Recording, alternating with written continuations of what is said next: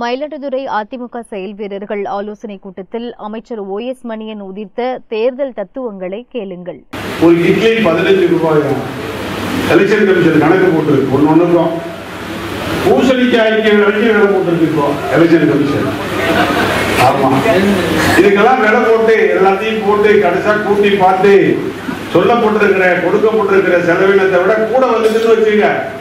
நம்ம போட்ட கூட்டம் பாழ், நம்ம நடத்தின கொடுத்த வேட்புமனு சேதாரம், கடைசியாக ஜெயிச்சிருந்தா கூட நமக்கு கூட்டு போகணும்னு சொல்லுவாங்க.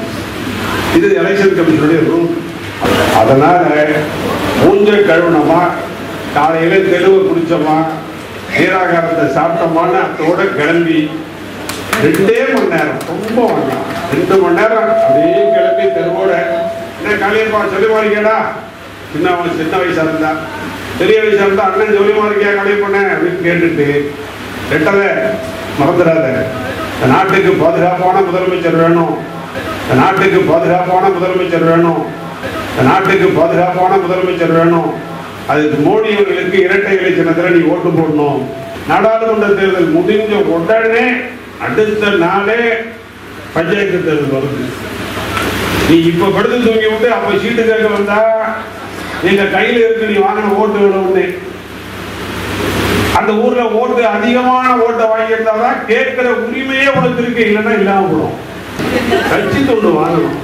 அது நான் கைத்தறித்துறை அமைச்சர் கேளு, நான் கைத்தறித்துறை அமைச்சர். கைத்தறி துண்டு வாங்க. ஒரு கைத்தறி துண்டு வாங்கினா ஒரு நெசவாளருக்கு சோறு போட்டதா அர்த்தம். 50 ரூபாய்க்கு கொண்டு வாங்கினா ஒரு நெசவாளருக்கு நீ சோறு போட்டதுன்னு அர்த்தம். இது காசு கூட, அது காசு கம்மி. ஏன் வாங்கக்கூடாது? புரியுதா? இனிமேல் வாங்கக்கூடாது. இனிமேல் மாதிரி துண்டு கொண்டு வந்தீங்க 100 ரூபாய் அபராதம்.